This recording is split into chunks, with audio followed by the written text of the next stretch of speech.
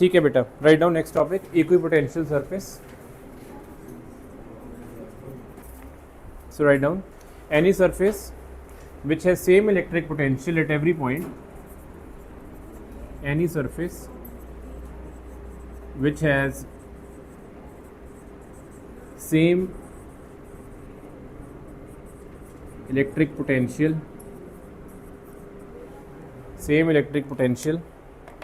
at every point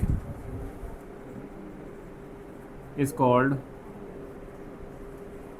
equipotential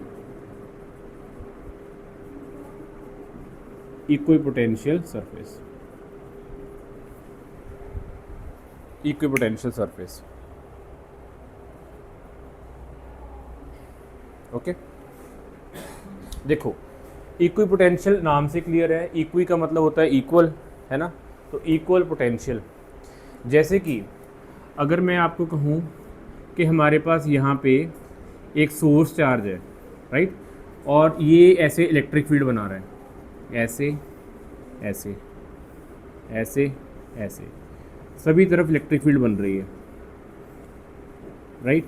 अच्छा, अगर मैं आपसे पूछूं कि इस पॉइंट पे, जो कि यहाँ से फिक्स डिस्टेंस है, इस पॉइंट पे मान लो जो पोटेंशियल है हमने कैलकुलेट किया, कैसे किया, हमारे पास Q की वैल्यू होगी, हमारे पास R की वैल्यू होगी, हम फॉर्मूला लगा देंगे Q/4πε0R, तो हमारे पास यहाँ पे पोटेंशियल की वैल्यू आ जाएगी. मान लो बेटा यहाँ पे पोटेंशियल की वैल्यू आ गई, लेट्स से 40 वोल्ट, राइट. अब मुझे बताओ, अगर इतना ही डिस्टेंस मैं यहाँ से यहाँ तक चला जाऊँ तो यहाँ पे वैल्यू कितनी आएगी? हाँ, 80 कैसे आ जाएगी? माइनस कर देते, ज़ीरो आ जानी चाहिए. सेम वैल्यू, क्योंकि डिस्टेंस सेम है बेटा और चार्ज भी सेम है ना. यहाँ पे भी डिस्टेंस सेम है और चार्ज भी सेम है, तो फॉर्मूला वही यूज़ होगा 40 वोल्ट. सिमिलरली अगर यहाँ पे चले जाते तो 120, तो यहाँ पे भी 40 वोल्ट आ जाएगा, है ना. सेम डिस्टेंस सेम चार्ज, तो 40 वोल्ट. तो आप देख रहे हो कि अगर हम डिस्टेंस चेंज नहीं कर रहे हैं तो उस सोर्स चार्ज के कारण करके सभी पॉइंट्स पे जो वैल्यूज़ हैं वो सेम आ रही हैं. तो हम बोलेंगे, ये यहाँ से अगर आप एक सरफेस बना लो, ये वाला जो सरफेस इस टाइम पे सर्कुलर बन रहा है, ये जो आप सरफेस बनाओगे, इस सरफेस को बोला जाएगा equipotential surface. Equipotential surface. Clear हो रही है बात? अब अगर आप सेंटेंस देखोगे, एनी सरफेस, ये वाली सरफेस है, any surface which has same electric potential at every point is called as equipotential surface, right. Equipotential surface जो होती है इलेक्ट्रिक फील्ड के हमेशा नॉर्मल बनती है, ये भी चीज़ याद रखनी है. इक्विपोटेंशियल सरफेस, ये जो सरफेस है, अगर आप सिर्फ इसको फोकस करो तो ये वाली सरफेस हमेशा इलेक्ट्रिक फील्ड के नॉर्मल बनेगी. ठीक है, तो हम कुछ पॉइंट लिख रहे हैं. एक तो हम ये लिख रहे हैं कि इक्विपोटेंशियल सरफेस जो होगा, potential remain same on equipotential surface. एक तो ये समझ में आ रही है बात कि पोटेंशियल चेंज नहीं होगा.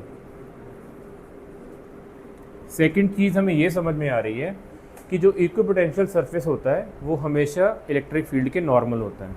सो equipotential surface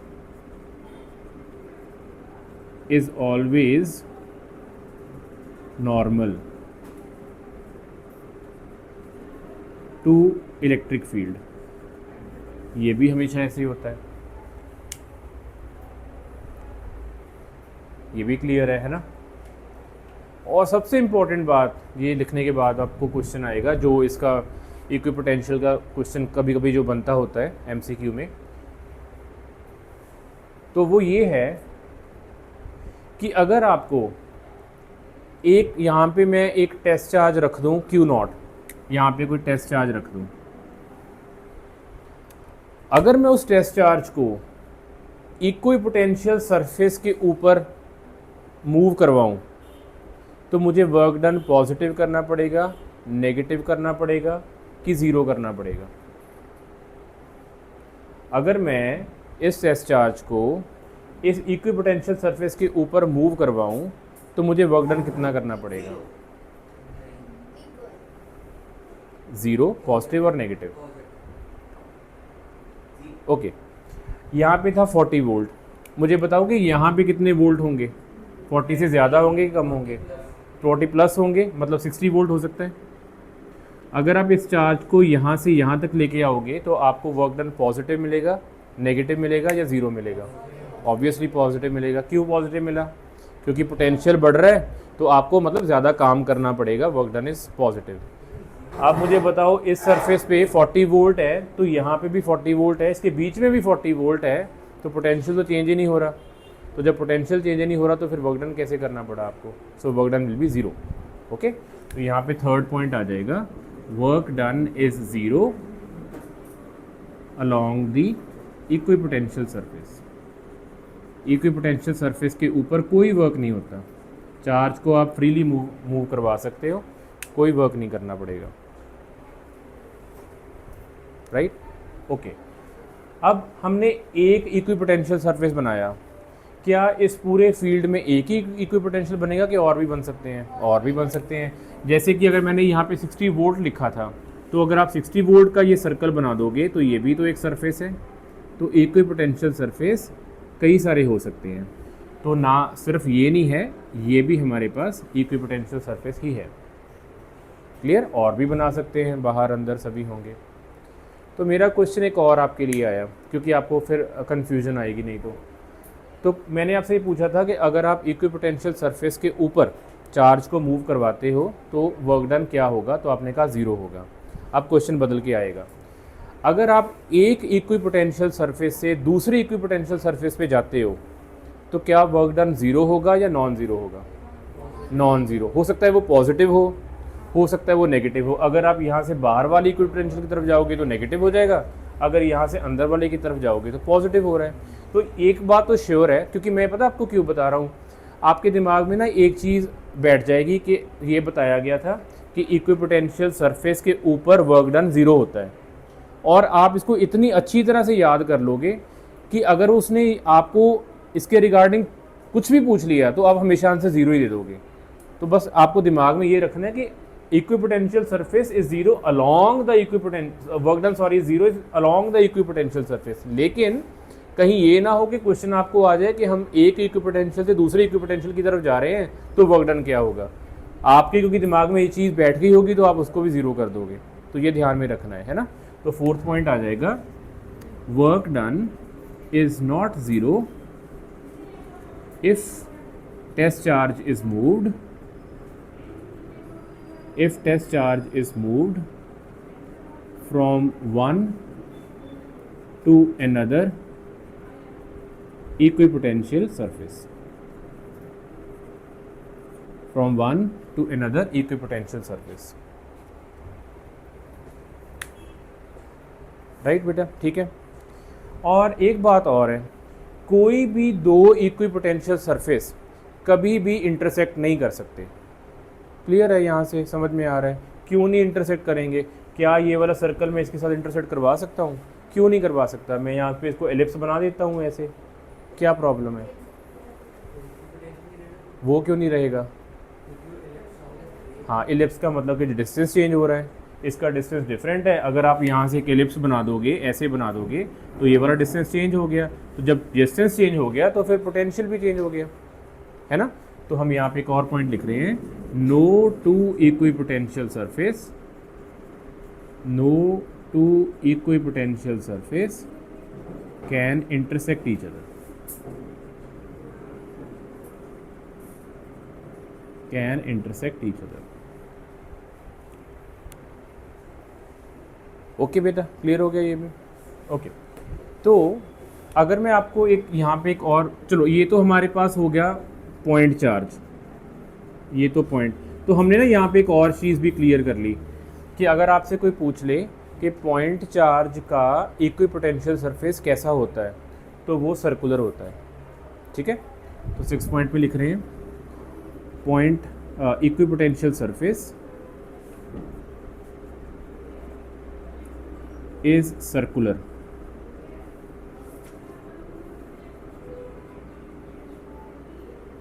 for point charge. हाँ जी,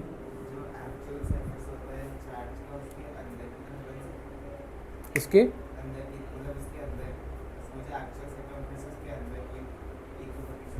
क्योंकि हम इसको पॉइंट चार्ज मान रहे हैं ना, तो ये समझ लो कि यहाँ पे एक इलेक्ट्रॉन पड़ा है, तो आप इलेक्ट्रॉन के अंदर जाते हो तो वो फिर क्वांटम में है।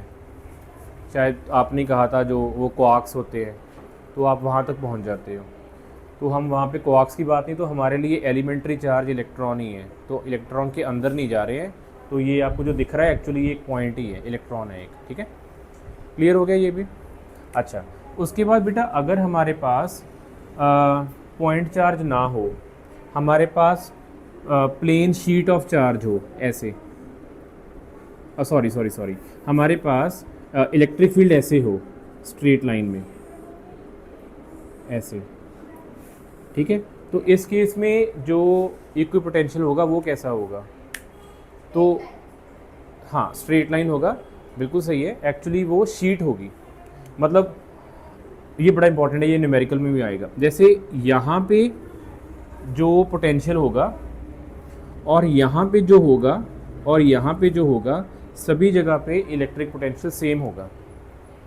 सोच के देख लो, अगर आप किसी चार्ज को यहाँ से पॉजिटिव चार्ज, फिर वही बात कर रहे हैं वर्क डन वाला, अगर आपके पास पॉजिटिव चार्ज है तो ये फ्रीली कौन सी तरफ मूव करना पसंद करेगा? इस तरफ। और अगर आप इसको इस तरफ को मूव करवाना चाहते हो तो आपको वर्क डन पॉजिटिव करना पड़ेगा, है ना, यही पढ़ा था हमने, वर्क डन पॉजिटिव करना पड़ेगा, बिल्कुल।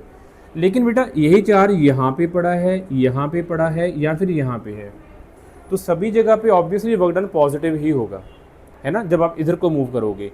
लेकिन अगर आप इस पॉइंट पे देखोगे तो आपको पोटेंशियल सेम मिलेगा। मतलब अगर यहाँ पे आपके पास 40 वोल्ट है ना, तो यहाँ पे भी 40 वोल्ट है, हर जगह पे 40 वोल्ट ही होगा। हाँ, अगर आप इसको यहाँ पे लेके जाते हो यहाँ पे, तो ऑब्वियसली वो 60 वोल्ट 60 वोल्ट 60 वोल्ट 60 वोल्ट हो जाएगा। जब आपके पास पैरेलल ये इलेक्ट्रिक फील्ड लाइंस होंगी तो उसके हर एक पॉइंट पे वर्टिकली सेम पोटेंशियल एग्जिस्ट करता है। ठीक है, इसको हम अब कैसे बनाते हैं? बनाने को तो मैं इसको ऐसे लाइन बना दूंगा, जैसे अभी श्रेया ने कहा कि ऐसे बना देते हैं, लेकिन हम ऐसे की जगह इसको शीट बना देते हैं, ऐसे वाली शीट, लाइक दिस। शीट क्यों बनाई? हाँ, क्योंकि बेटा ये एक लाइन थोड़ी ना है, अंदर भी तो होगा ना, शीट ऐसी है, ऐसी शीट है, तो इलेक्ट्रिक फील्ड ऐसे ऐसे ऐसे ऐसे कहीं पे भी हो, इस शीट के ऊपर में, मतलब इलेक्ट्रिक फील्ड ऐसे क्रॉस कर रहा है ऐसे, तो वो इलेक्ट्रिक फील्ड ऐसे हो जाए या इसके बीच में से क्रॉस कर जाए, इस पॉइंट पे सभी जो पोटेंशियल चार्जेस होंगे उनका पोटेंशियल कांस्टेंट होगा, सेम होगा, राइट।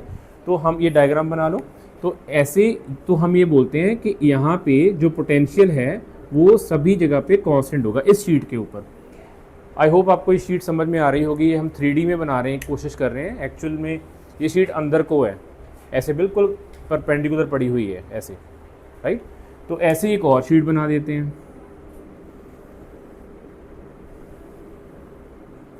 तो ये जो हम बना रहे हैं, these are again called as equipotential surface,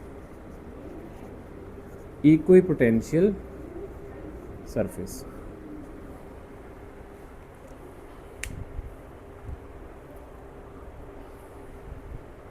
तो ये इक्विपोटेंशियल सरफेस कौन से, किसके लिए होती हैं? For uniform electric field, for uniform electric field.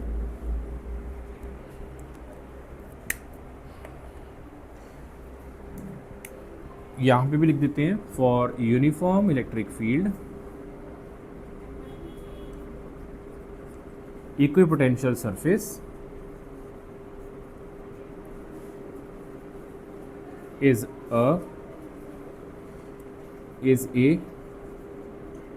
plane, that's it।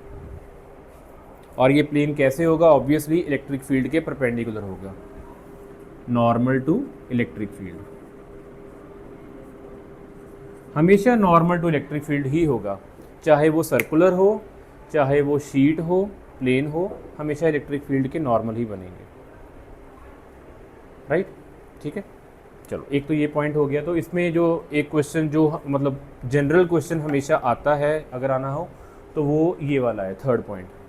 बहुत बार यही पूछा जाता है कि बताओ जी इक्विपोटेंशियल सरफेस पे वर्क डन कितना होता है। एमसीक्यू में आ जाएगा पॉजिटिव, नेगेटिव, ज़ीरो या कुछ और वैल्यू आ जाएगी। तो work done along the equipotential surface is always zero, right. चलो ठीक है, तो ये हमारा हो गया इक्विपोटेंशियल सरफेस। अच्छा, इक्विपोटेंशियल सरफेस में जो हमने अभी किया, अगर मैं आपको एक क्वेश्चन छोटा सा पूछूं, यहाँ पे मैं आपको कहूँ कि हमारे पास यहाँ पे इलेक्ट्रिक फील्ड है और ये हमारे पास पॉइंट्स हैं ए, बी एंड सी। आपसे ये क्वेश्चन पूछा जाए what is the potential difference between A and C, answer क्या आएगा? यस, गुड, ठीक है। तो इन दोनों पॉइंट्स के बीच में मतलब जितना पोटेंशियल यहाँ पे होगा उतना ही पोटेंशियल यहाँ पे भी होगा। ये बहुत इंपॉर्टेंट चीज़ है क्योंकि मैं न्यूमेरिकल आई डोंट नो आज करवाऊँगा या कल करवा होगा, लेकिन वो उसमें न्यूमेरिकल में यही होगा। हमें ना ए जैसे सी और बी में पोटेंशियल डिफरेंस फाइंड आउट करना होगा, सी और बी में। तो हम सी की जगह ना हम उसको रिप्लेस कर देंगे ए, क्योंकि जितना सी का पोटेंशियल होगा एग्जैक्टली उतना ही ए का होगा। तो जब वो मेरे से पूछेगा ना सी और बी का पोटेंशियल कितना है, तो मैं कहूँगा उतना ही होगा जितना ए और बी के बीच में होगा, राइट। तो पहले इसका आंसर दे दें, आंसर है 0। तो नेक्स्ट यहाँ पे अभी ये भी लिख लेते हैं। सो पोटेंशियल डिफरेंस, नोट ही है ये, potential difference between A and B is same as potential difference between C and B।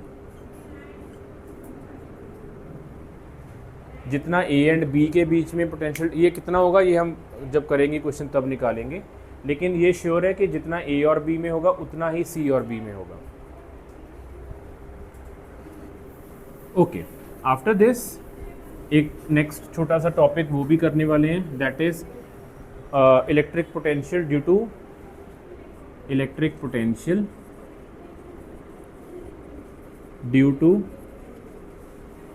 A charged hollow sphere,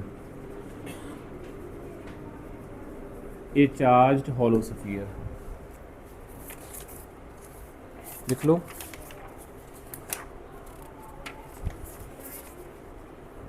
ये शायद आपके ना दिया नहीं है इसमें नोट्स में,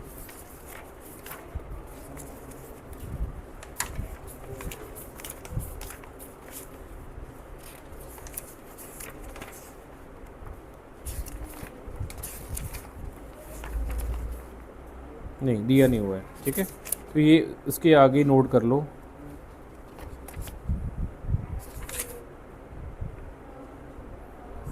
है लेकिन वो नहीं, ठीक है, आप ये कहीं पे भी नोट कर लो। Okay, potential difference due to a charge hollow sphere. तो बेटा हम यहाँ पे भी कुछ ज़्यादा डेरिवेशन नहीं करने वाले हम। हमारे पास लेट से हॉलो स्फीयर है, जैसे हमने गॉस थ्योरम में इलेक्ट्रिक फील्ड फाइंड आउट करने के लिए किया था। तो हमें 3 पॉइंट्स पे पता करना है। एक हमें करना है P3 इनसाइड, एक P2 ऑन द सरफेस और एक P1 आउटसाइड। तो हमें इलेक्ट्रिक पोटेंशियल फाइंड आउट करना है एट 3 सरफेसेस। एक P1 पे कितना होगा, P2 पे कितना होगा और P3 पे कितना होगा। और we will not be doing any derivation, we will be just writing the formulas, कितने आएंगे, ठीक है। तो बात समझ में आ गई क्या कर रहे हैं हम? पहले भी किया था हमने ना, गॉस में किया था, इलेक्ट्रिक फील्ड कितनी होगी। तो बेटा P1 पे कितना होगा, तो पोटेंशियल कितना होगा एट P1। तो आपको याद हो जब हमने गॉस थ्योरम की थी, हमने बड़ा इजी किया था। हमारे पास आंसर आपको याद हो वही आया था जो पॉइंट चार्ज में आता है, 1/4πε0 Q/r², याद है। लेकिन मैंने आपको कहा था वहाँ पे जो Q होगा वो सिग्मा A होगा। थोड़ा सा याद करो, नहीं याद है कोई बात नहीं, यहाँ पे देखना पोटेंशियल P1 पे कितना होगा। हमारे पास अगर यहाँ पे ये स्फीयर ना होता, अगर हमारे पास एक पॉइंट चार्ज होता तो वो फार्मूला क्या होता, अगर हमारे पास यहाँ पे पॉइंट चार्ज होता और हमें आर डिस्टेंस पे पोटेंशियल फाइंड आउट करना होता तो क्या फार्मूला होता है, 1/4 pi epsilon nought q upon r, तो अब भी यही है 1/4 pi epsilon nought q upon r, same formula. लेकिन आपको डिफरेंस पता है कि यहाँ पे जो Q होगा वो पॉइंट चार्ज नहीं है, वो ये डिस्ट्रीब्यूशन ऑफ चार्जेस है। तो अगर आपको Q नहीं गिवन होगा तो हो सकता है कि आपको यहाँ पे Q की वैल्यू निकालनी हो which is sigma into area of sphere, और वो होता है sigma into 4 pi capital R square. तो ये दिमाग में रखना है। अगर आपको Q दे दिया, अगर उसने कह दिया कि जी हमारे पास सारा चार्ज मिला के 5 माइक्रोकूलम है, तो हम 5 माइक्रोकूलम यहाँ पे लिख देंगे। अगर वो कहेगा कि नहीं सारा चार्ज मुझे नहीं पता है कितना है, लेकिन सिग्मा की वैल्यू गिवन है और रेडियस की वैल्यू गिवन है, तो हम फिर Q की वैल्यू निकालेंगे, राइट। अदरवाइज ये वाला सिंपल सा फॉर्मूला है, ठीक है। अगर हमें P2 पे निकालना होगा तो मुझे लग रहा है आप मुझे बता दोगे जैसे पहले किया था, क्या आंसर आएगा? क्या कर रहे हो P2 पे? R is equal to capital r, small r capital r equal होंगे, क्योंकि हमने तब भी तो रिप्लेस ही किया था। आप देखो गॉस थ्योरम, मुझे लग रहा है आपने गॉस थ्योरम डेरिवेशन अच्छी तरह से नहीं पढ़ी हुई है। Capital r is equal to capital r, क्योंकि जब बेटा यहाँ पॉइंट पता करोगे तो आपने इस पॉइंट को यहाँ पे ले आए, तो फिर ये आर भी तो छोटा होते होते होते इतना ही हो जाएगा। तो ये कितना है, ये ऑलरेडी कैपिटल आर है, तो हमने स्मॉल आर को कैपिटल आर से सब्स्टिट्यूट कर दिया, राइट। सेम चीज़ चल रही है। अगर हमें पोटेंशियल पता करना हो P3 पे, अब यहाँ पे थोड़ा सा डिफरेंस आएगा। इलेक्ट्रिक फील्ड होती थी 0 इनसाइड द स्फीयर, यहाँ पे इलेक्ट्रिक फील्ड 0 होती है, पोटेंशियल कांस्टेंट होता है।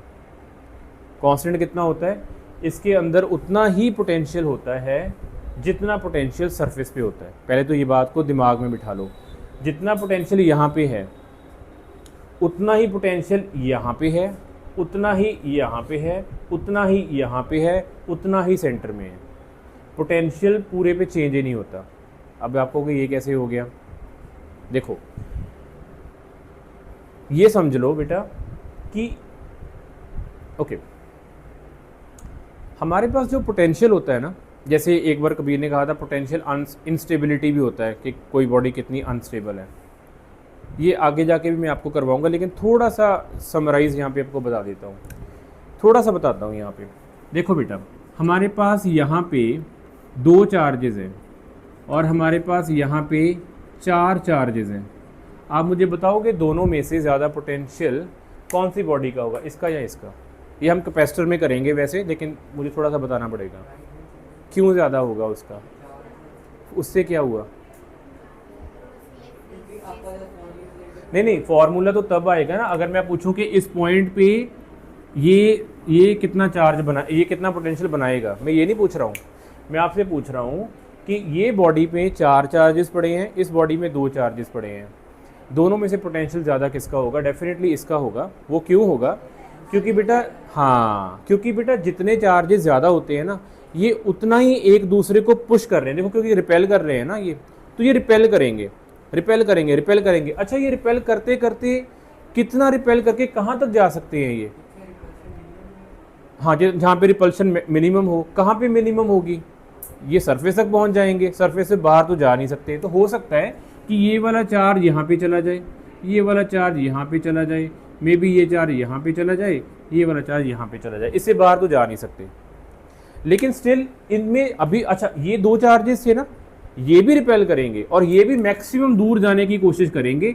हो सकता है एक चार्ज यहाँ पे चला जाए, दूसरा चार्ज यहाँ पे चला जाए। तो इसका मतलब ये होता है, ये बहुत इंपॉर्टेंट टॉपिक है, आगे जाके हम करेंगे। जब आप चार्ज को अंदर रख भी दोगे ना बेटा, charge will always try to move to the surface.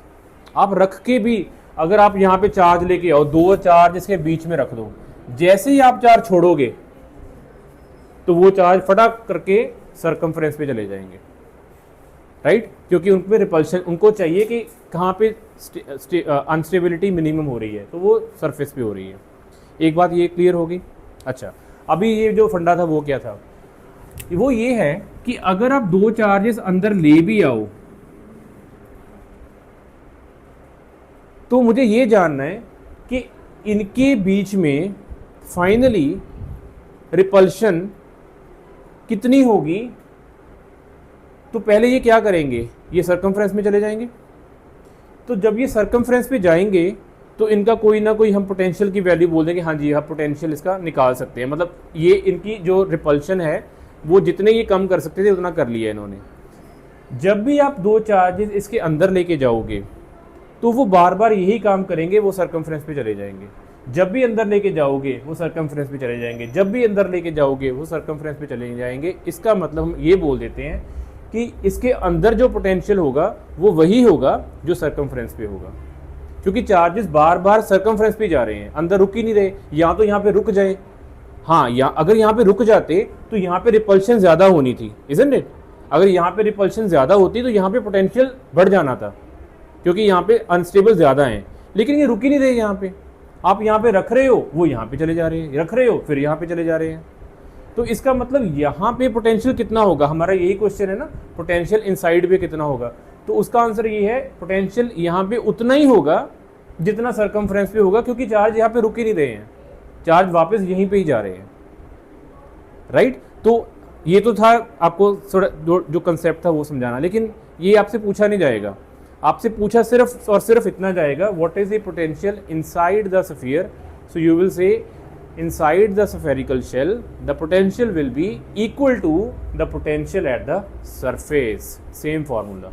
बहुत इंपॉर्टेंट चीज़ है, राइट। तो मैं यहाँ पे लिखने वाला हूँ potential at P3 is 1/4 pi epsilon nought Q upon R same as that on surface.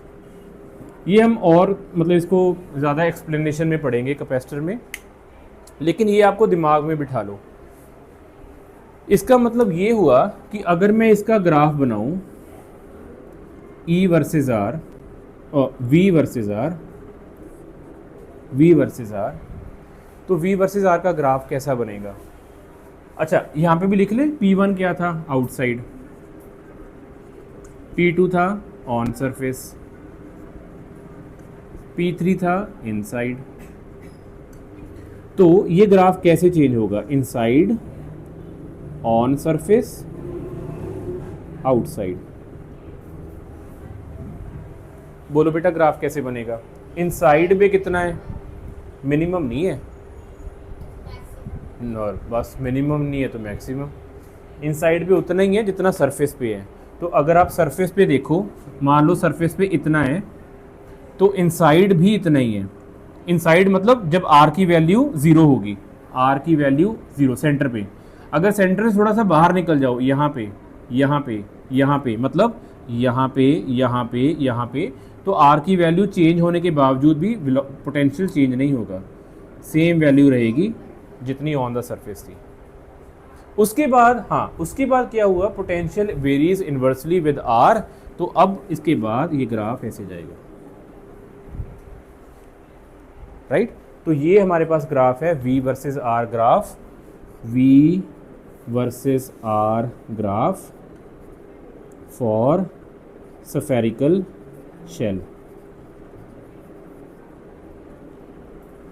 और अगर आपको इसको कंपेयर करना है, वैसे तो मुझे होपफुली आपको याद होगा, टेस्ट में तो ऑब्वियसली आपने खिचड़ी बना दी थी। तो अगर आप E वर्सेस R करना चाहो, जो हमने पहले कर चुके हैं, तो उसका ग्राफ आपको याद हो ऐसे बनता था, लाइक दिस। तो ये था इनसाइड, इनसाइड पे 0 होता था, ये है ऑन सरफेस, और ये था आउटसाइड। यहाँ पे वैल्यू आती थी 1/4 pi epsilon nought Q upon R, capital R square, और यहाँ पे वैल्यू आती थी 1/4 pi epsilon nought Q upon small r square. यहाँ पे वैल्यू आएगी 1/4 pi epsilon nought Q upon small r। यहाँ पे वैल्यू आएगी 1/4 pi epsilon nought Q upon capital R। और ऑब्वियसली ये हमारे पास हॉरिजॉन्टल लाइन है तो सारे में सेम वैल्यू रहेगी।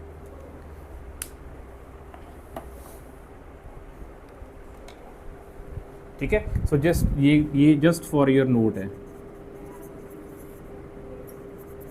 तो ये आपकी सिर्फ अटेंशन के लिए है कि हम ये ऑलरेडी कर चुके हैं कि इलेक्ट्रिक फील्ड और आर में जो ग्राफ था वो ऐसा होता है। उसके तो आपको अगर एमसीक्यू में आ जाए, कई बार आता है ये, कई बार आपको ना एमसीक्यू में ग्राफ आते हैं, जैसे वो एक ग्राफ ये बना देगा, एक ग्राफ ये बना देगा, और आपको कहेगा कि बताओ दोनों में से ई वर्सेस आर कौन सा है या वी वर्सेस आर कौन सा है। तो आपको पता होना चाहिए कि वी वर्सेस आर ये होता है और ई वर्सेस आर ऐसा होता है। ठीक है, क्लियर है ये कॉन्सेप्ट? Okay good. तो ये हमारा हो गया सफ़ियर वाला सेक्शन। अब एक सेक्शन और है कि बस उसके बाद हम न्यूमेरिकल शुरू करेंगे, आज भी करेंगे और मुझे लग रहा है कल भी, कल नहीं Monday, oh Monday, okay fine, ठीक है बेटा। Next topic, write down electric potential due to multiple charges, electric potential at a point, electric potential at ए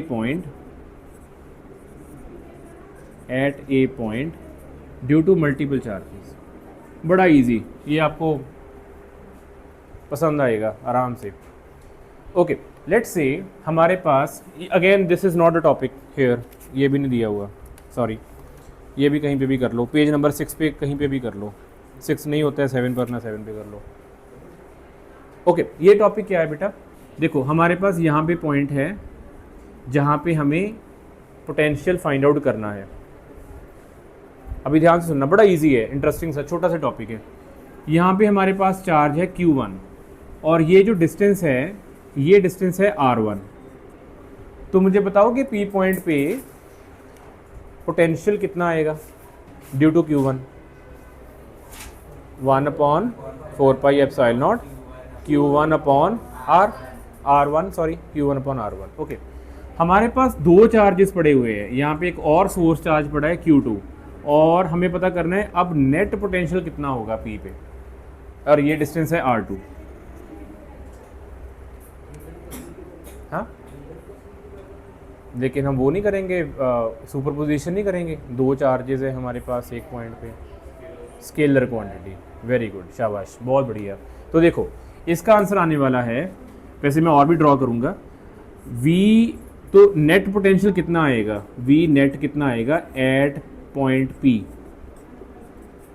तो आंसर आएगा इसका, जो ये पोटेंशियल बना रहा है इसके ऊपर, इसको यहाँ पे A बोल देते हैं, इसको यहाँ पे B बोल देते हैं, तो VAP प्लस VBP, और अगर यहाँ पे एक और चार्ज पड़ा हुआ है मान लो Q3, और ये डिस्टेंस है हमारे पास R3, तो VCP, बस सिंपल। तो पहले VAP निकाल लो पोटेंशियल, तो आपने अभी मुझे बता ही दिया, तो वो आ गया 1/4πε0 Q1/R1 प्लस 1/4π। तो हम इस पर कोई भी एंगल नहीं देखेंगे, कोई डायरेक्शन नहीं देखेंगे, we will just add on. चलो इसको नेगेटिव बोल देते हैं, ये हमारे पास नेगेटिव है, तो प्लस, हाँ प्लस 1/4πε0 माइनस Q3/R3। तो जब सॉल्व करोगे तो ऑब्वियसली ये माइनस हो जाएगा, लेकिन हमने किया प्लस ही है तीनों को, तो आपके पास आ गया 1/4πε0 common Q1/R1 plus Q2/R2 minus Q3/R3। Simple, कोई वो वेक्टर फार्मूला नहीं लगाया, कुछ नहीं किया, सिंपली प्लस कर दिए। इजी है ना ये इलेक्ट्रिक फील्ड से, ऐसे ही होना चाहिए ना, सभी को स्केलर ही होना चाहिए, एम ही वेक्टर वेक्टर बन गए। वेक्टर की ना बस एक स्पेशलिटी है, पता क्या है, जब ये वाला क्वेश्चन आएगा ना तो एग्जामिनर को पता होगा कि यार बच्चे जानते हैं ये सिंपल सा प्लस ही करना है, तो वो ना इसमें वो कुछ ना कुछ वो घुमाएगा क्वेश्चन को फंसाने के लिए। वेक्टर में ना वो कुछ नहीं करेगा, वो सिंपल सा एक क्वेश्चन डाल देगा वेक्टर का, उसमें कुछ भी ऐसा कोई नई चीज़ नहीं होगी, क्योंकि उसको पता है नया है ही वेक्टर है। आपको बस जब आप वेक्टर देखोगे ना, ओ माय गॉड अब सुपरपोजिशन, अरे यार यहाँ पे क्या, बस आप फंस जाओगे। तो मैं ये सोचता होता हूँ कि जो डिफ़िकल्ट टॉपिक्स होते हैं ना वो आपको ज़रूर करने चाहिए, क्योंकि डिफ़िकल्ट टॉपिक्स में से इजी क्वेश्चन आते हैं, और जो इजी टॉपिक होते हैं ना उन पे आपको ओवर कॉन्फिडेंस नहीं करना कि यार ये तो बड़ा काम ही बड़ा इजी हो गया, क्योंकि वो एग्जामिनर को भी पता है कि आप बड़ा इसको ईजी समझ रहे हो, तो वो यहाँ पे आपको फंसाता है, हर बार क्वेश्चन वो डिफ़िकल्ट करता है। ठीक है, तो हार्ड क्वेश्चंस को ज़रूर करना है, राइट? क्या मोटिवेशन है। हो गया जी, डन। ठीक है, चलो आपके लिए क्वेश्चन है, मुझे आंसर बताओ। फिर यहाँ से स्टार्ट करते हैं। Let's say this is a square, A distance है और यहाँ पे है Q1, Q2, Q3, Q4। आपको सेंटर पे पोटेंशियल फाइंड आउट करना है, कितना होगा। Find the potential at centre.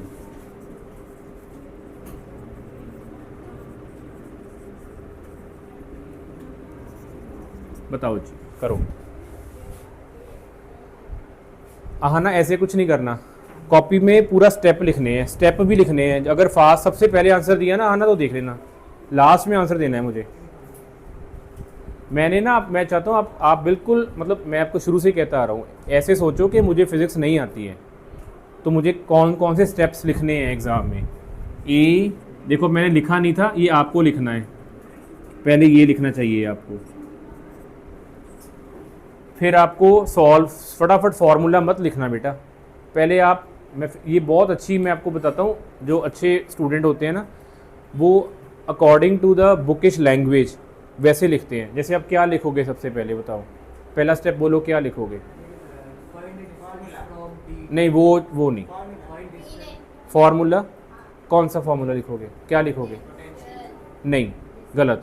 पहले आप लिखोगे V for example O equals, बोलो अभी, बोलो क्या लिखोगे, VAO प्लस VBO, ऐसे लिखोगे, क्योंकि ये अपने दिमाग को ट्रेन करोगे कि जब भी ऐसे आए तो मुझे ये चीज़ सोचनी है पहले। आप कहते हो फटाफट, वो आपने अभी फ्रेश किया है फार्मूला, तो फटाक से उतार देते हो, बाद में भूल जाते हो। तो VO निकालना है, तो उसमें होता है VAO। पहला स्टेप हमेशा ऐसे होना चाहिए आपका, ये। अब आप जो मर्ज़ी करो, जो आप चाहते हो, इसका फॉर्मूला लिखना है, फॉर्मूला लिख दो।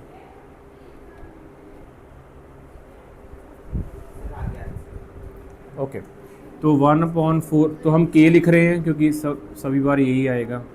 Q1/AO, Q2/BO, Q3/CO, Q4/DO। यही किया रितेश? बिल्कुल। चलो ठीक है, करो। AO की वैल्यू,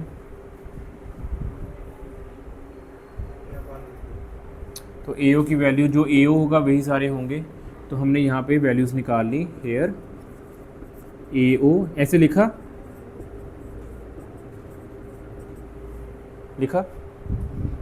सो AO DO जितना भी होगा, ये कितना होगा, ये होगा AC/2। तब हम AC निकालेंगे, तो AC होगा यहाँ पे here AC is equal to, अब आप AC निकाल रहे हो, A² + A² का रूट, which is equal to √2A। तो देयरफॉर आपके पास AO BO CO DO आ जाएगा √2/2A, विच इज़ A/√2। इतना लिखना है आपको। मैं ये सच में कह रहा हूँ, जो बच्चे आगे बहुत अच्छे नंबर लेके गए हैं ना, वो उनकी पेपर प्रेजेंटेशन बहुत अच्छी होती है। ठीक है, तो थोड़ा सा पेशेंस रखो और लिख के फिर आगे चला करो। मुझे तो पता ही है आपको कैलकुलेशन आ रही है, तो उस पर क्यों आप यहाँ से, कौन सा मैंने आपको प्राइज़ देना है जो किसने फर्स्ट सॉल्व किया। ये प्रेजेंटेशन लिखो, ये सारा आदत डालो। ओके, तो हमारे पास आंसर बन गया VO is equal to K। अच्छा यहाँ देखो, मैंने भी क्या गलती की, क्या लिखना चाहिए मुझे, K लिख दिया। क्या करना चाहिए था मुझे, नहीं, पहले लिखना क्या चाहिए था, उसको बताना तो चाहिए था ना कि K है क्या, है ना। हाँ, नहीं बेटा, नहीं पता होगा नहीं है आप। This is the way to train yourself, मतलब आपको कैसे अपना आंसर प्रेजेंट करना है, बस ये चीज़ मैं बता रहा हूँ। उसको पता हो ना पता हो, है ना। आपकी वैसे प्रेजेंटेशन अच्छी है दोनों की। सो Q1/AO कितना आ गया, A/√2। बाकी तो आपको पता ही है अभी क्या करने वाले हैं, A/√2 तो जब यहाँ पे पहुँच गए ना, इसके बाद अगर आप फास्ट हो कैलकुलेशन में तो जैसे मर्जी कर लो, मतलब इस पे आपको स्टेप्स बनाने की ज़रूरत नहीं है। अगर आपको पता है कि आंसर कॉमन निकालोगे, रूट टू ऊपर चला जाएगा, then you can do it. But ये वाली चीज़ें इंपॉर्टेंट है। तो आपका आंसर आ गया k common, root two common, so root two k upon a, ये भी कॉमन, तो अंदर आ गया Q1 plus Q2 plus Q3 plus Q4। और एंड आई रियली होप कि आप आंसर यहाँ पे ख़त्म नहीं करोगे, कि कर दोगे, हाँ 1/4π ज़रूर रखोगे। तो रूट टू इंटू 1/4πε0 बाकी ये वाली वैल्यू।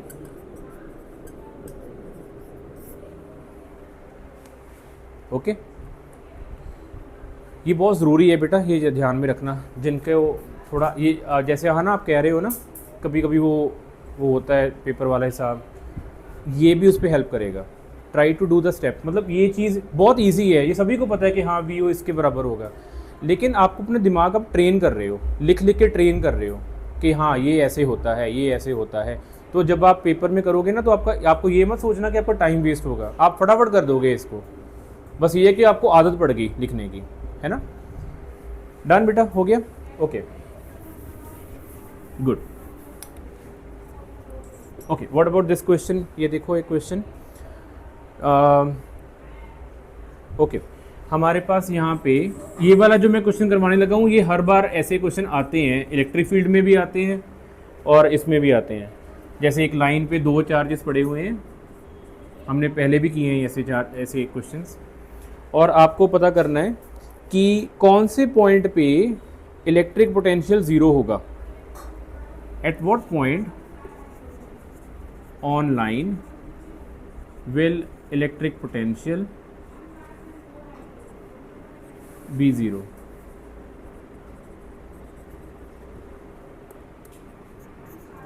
ये करना है। इसके बीच में डिस्टेंस दिया हुआ है, हाँ डिस्टेंस दिया हुआ है 15 सेंटीमीटर।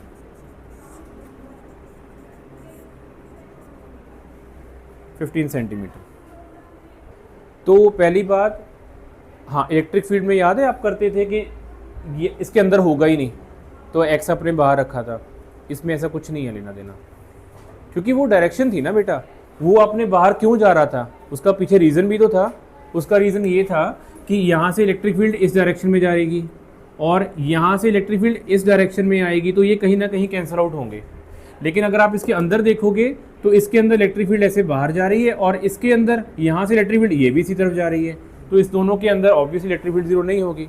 तो we are talking about the directions, लेकिन अभी तो डायरेक्शन की बात ही नहीं हो रही है, राइट। ठीक है, एक पॉजिटिव है एक नेगेटिव है। हमें क्या करना है, हमें निकालना है कि उसने कहा है स्पेशली एट व्हाट ऑनलाइन, पता नहीं क्या लिख दिया, एट व्हाट डिस्टेंस आएगा, at what distance on the line with electric potential be zero.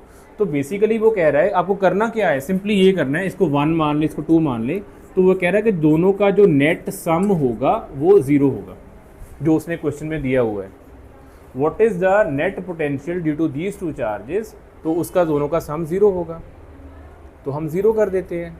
हमें डायरेक्शन देखना ही नहीं कि ये पॉजिटिव क्या कर रहा है, ये नेगेटिव क्या कर रहा है, हमें कुछ नहीं करना है, हमें बस स्केलर का जो फॉर्मूला है वो लिख देना है।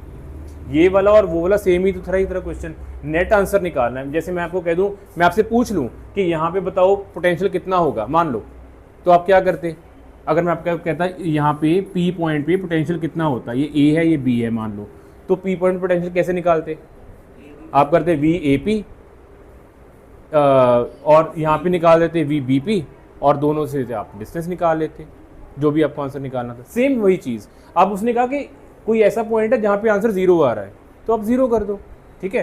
तो 1 2 कर दो या ए बी, जो भी आपको करना है, तो दोनों का वैल्यूज़ निकाल दो। तो वी ए निकाल दो, वी ए कितना है, तो ये आ गया के क्यू अपॉन, अभी आर कितना है, आर कितना है, नहीं नहीं नहीं नहीं नहीं, हमें निकालना है इस पॉइंट पे, किस पॉइंट पे पोटेंशियल ज़ीरो होगा, तो वही तो निकालना है, हमें एक्स निकालना है बेटा, हमें निकालना है किस पॉइंट पे पोटेंशियल ज़ीरो आएगा, right. So 3/8 divide by x plus again के into -2 into 10⁻⁻⁸ divided by 15 - x, मुझे लग रहा है सेंटीमीटर चल पड़ेंगे, क्योंकि के कैंसिल आउट हो जाएगा तो कोई इशू ही नहीं है, आंसर भी सेंटीमीटर में ही आ जाएगा। Equals to 0। ऊपर कॉलम पड़े हुए हैं, नीचे डिस्टेंस पड़ा हुआ है, के कैंसिल हो जाएगा, तो जो एक्स का आंसर आएगा वो भी सेंटीमीटर में ही आ जाएगा। अगर सरफेस के ऊपर, इक्विपोटेंशियल सरफेस के ऊपर बहुत सारे चार्जेस रखेंगे तो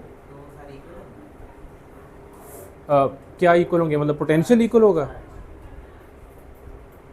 मैं समझा नहीं क्वेश्चन। जैसे कि ये इक्विपोटेंशियल सरफेस है, तो आपने यहाँ पे चार्ज रख दिए, हाँ ऐसे रख दिए, नहीं ये तो आप पे डिपेंड करता है।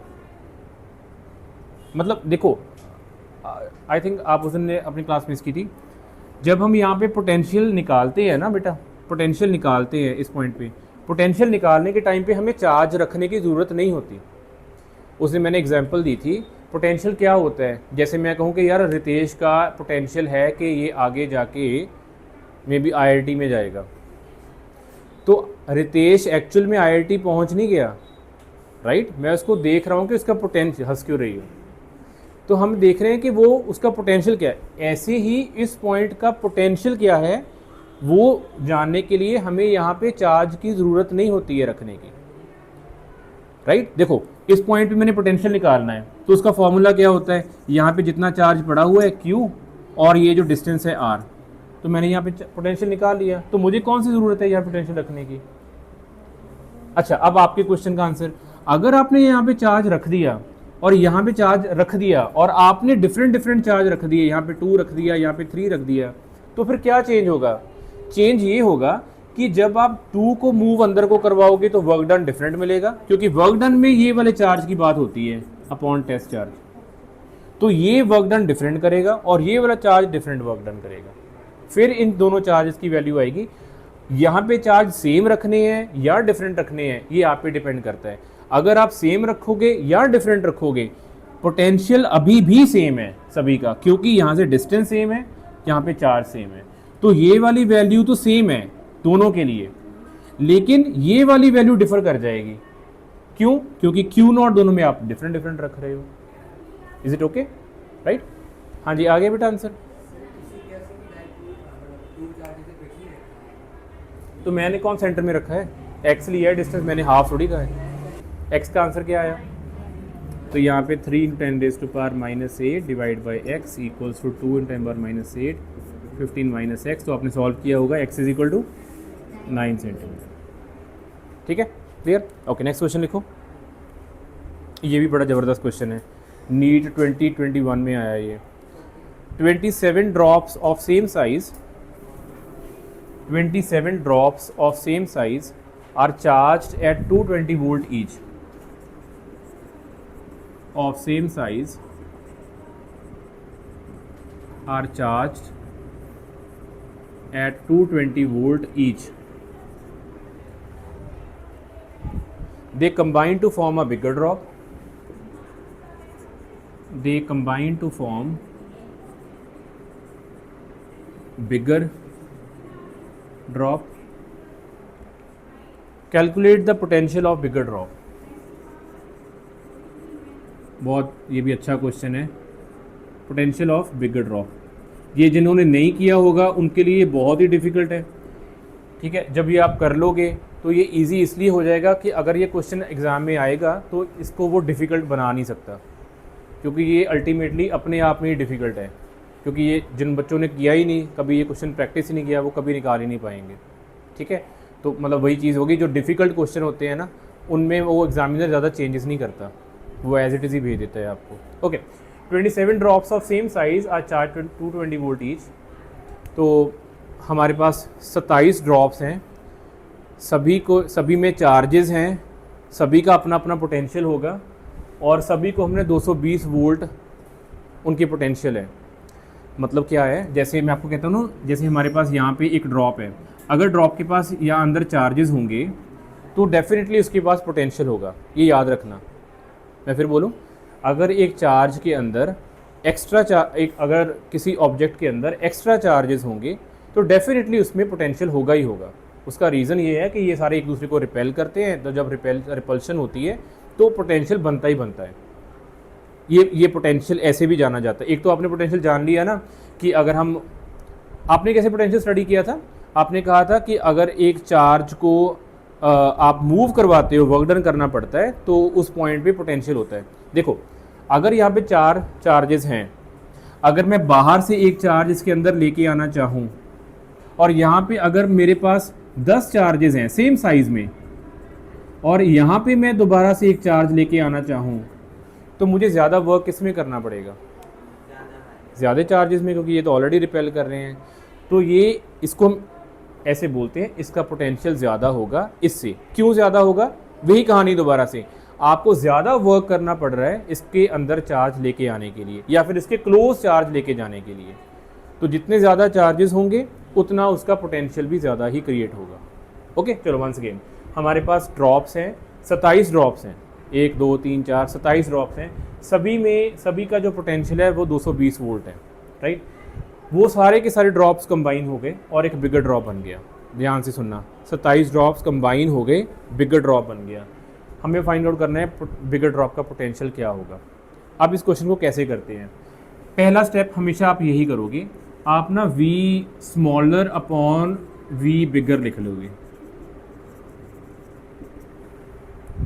v या बिगर अपॉन स्मॉलर या स्मॉलर अपॉन बिगर, जैसे भी है ये लिख लोगे, ठीक है। मतलब ये स्मॉलर ड्रॉप की वैल्यू, ये बिगर ड्रॉप्स की वैल्यू, ठीक है। अब स्मॉलर ड्रॉप पोटेंशियल कितना बनाता है, मतलब सोर्स चार्ज कितने पोटेंशियल बनाते हैं? के क्यू अपॉन आर। सरफेस पे कितने बनाते हैं? के क्यू अपॉन कैपिटल आर, यही बनाते हैं ना। तो के क्यू अपॉन कैपिटल आर लिखना लिख लो, पर ये कौन से वाला है कि स्मॉल ड्रॉप का है? स्मॉल ड्रॉप का यही होता है ना। ये अगर ड्रॉप है तो ये यहाँ पे चार्ज, ये यहाँ पे पोटेंशियल कितना बनाएगा? हमने अभी निकाला था पहले, तो हमने कहा था 1/4 pi epsilon nought q upon इसका जो रेडियस होगा, यही कहा था ना। तो वही वैल्यू लिख दी हमने स्मॉल ड्रॉप की।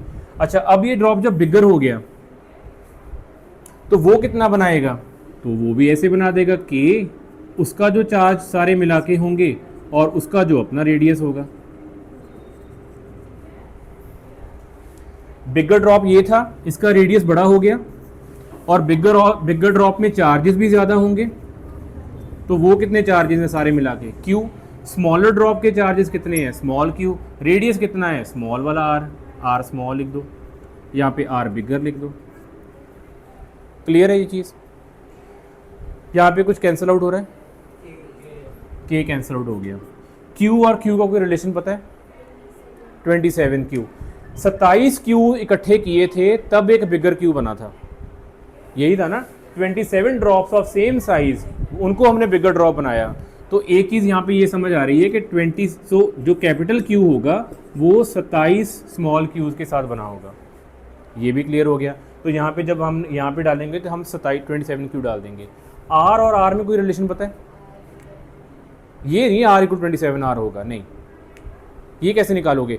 जब छोटे ड्रॉप को अपने बड़े ड्रॉप में कन्वर्ट किया, छोटे छोटे छोटे छोटे 27 थे, आपने एक बड़ा बना दिया, कौन सा वेरिएबल कांस्टेंट रहेगा? सेम रहेगा, वॉल्यूम। 27 का वॉल्यूम सेम वही होगा जो एक बड़े का वॉल्यूम होगा। सोचो सोचो, अगर बेटा 27 जो 27 ड्रॉप्स हैं, एक ड्रॉप है, मान लो उसका वॉल्यूम है 4, दूसरे का भी 4, तीसरे का भी 4, वो सारे इतनी इतनी स्पेस ले रहे हैं, ठीक है, इतनी, दूसरे ने भी इतनी ली, तीसरे ने भी इतनी ली। अब जब सारे बड़े होंगे, जब सारे बिगर ड्रॉप बनाएंगे तो टोटल स्पेस कितनी होगी? जितने वो अपनी अपनी ले रहे थे स्पेस, तो सारी स्पेस मिला के एक बिगर ड्रॉप की स्पेस बन गई। हमेशा जब कोई भी स्मॉल ड्रॉप से बिगर ड्रॉप कंबाइन होता है या बिगर ड्रॉप स्प्लिट होके स्मॉलर ड्रॉप्स में जाता है, तो हमेशा वॉल्यूम जो होता है वो सेम रहता है। Volume of bigger equals to 27 times volume of smaller drop. ये हमेशा ही होगा इस क्वेश्चन में, ये याद रखना है, ये हमेशा होगा। Volume of bigger drop is equal to 27 times volume of one smaller drop. अच्छा, अब इसकी वैल्यू, वॉल्यूम का फॉर्मूला क्या होता है? 4/3 पाई आर क्यूब, क्योंकि हम बिगर की बात कर रहे हैं तो हम यहाँ पे बिगर लिख देते हैं, ठीक है। और यहाँ पे फॉर्मूला क्या होगा? वो भी ऐसा ही होगा, 4/3 पाई आर क्यूब, लेकिन कौन सा आर? स्मॉलर का। कौन सी चीज़ें कैंसिल आउट हो गई? तो आर हमें क्या निकालना है? आर स्मॉलर, आर बिगर ऊपर चला जाएगा, आर स्मॉलर नीचे आ जाएगा। तो r bigger upon r smaller निकालते हैं। तो r bigger upon r smaller का क्यूब इक्वल्स टू क्या हो जाएगा? 27। अब क्या करोगे? क्यूब रूट ले जाओगे, तो 27 का क्यूब रूट क्या होगा? 3। तो r bigger upon r smaller equals to 3। बस आंसर आ गया। R bigger upon r smaller 3 आ गया। अब इसको सॉल्व कर लो। तो देयरफॉर इक्वेशन 1 क्या आ जाएगी? Therefore equation 1 becomes v smaller upon v bigger is equal to, देखो q अपॉन r स्मॉल पहले लिख दे और इसको उल्टा दो, r बिगर अपॉन, पहले चलो एक बार कैपिटल Q लिख देते हैं। अब सही कर देते हैं, r स्मॉलर को r स्मॉलर ही रहने दो और r बिगर की जगह ये 3 स्मॉलर डाल दो, 3r स्मॉलर डाल दो और Q की जगह 27Q डाल दो। तो 3 से ये गया 9, Q से Q गया, R से R गया, तो आपके पास आ गया कितना आ गया? 1/9। किसकी value? v smaller upon v बिगर। अब कई बार क्वेश्चन यहीं पे ख़त्म हो जाता है, वो आपको कहता है रेशो बताओ स्मॉलर बिगर में क्या है, तो ये आ गई रेशो। और कई बार वो आपको स्मॉलर का वोल्टेज बता देगा तो पूछेगा बिगर का निकाल दो, तो यहाँ से स्मॉलर की वैल्यू डाल दो। Therefore 220 divided by v bigger 1/9। Therefore vb कितना क्या हो गया? तो ये आ गया 0181980। Okay, this is the answer. बहुत इंपॉर्टेंट क्वेश्चन है। इसमें 2 पार्ट हमने समझने याद रखने हैं। Volume of bigger is always n times volume of smaller, n times, ये ज़रूर है n टाइम्स। और दूसरा याद रखना है कि charge of bigger is equal to n times charge of smaller. कल ये फिर करेंगे क्वेश्चन एक और। 220 को 27 से क्यों करेंगे बेटा? नहीं, ये तो नहीं, हमने ये तो आप लॉजिक लगा रहे हो कि छोटे छोटे चार्ज वोल्टेजेस हैं, तो वो हम अगर 27 हैं तो हम 27 से मल्टीप्लाई कर देंगे तो इतनी बड़ी वोल्टेज हो जाएगी। ये ट्रू होता ही नहीं है, यही तो चीज़ है। ये सिर्फ चार्जेस के लिए ट्रू होता है कि अगर छोटे छोटे चार्जेस हैं, अगर वो बड़े हो जाएं तो सारे चार्जेस ऐड अप हो जाते हैं। हमने किया भी है ना, चार्जेस आर एडिटिव, लेकिन वोल्टेज में ऐसा हमने कुछ नहीं पढ़ा है। फाइन, ओके जी। सो बाकी हम मंडे को करते हैं।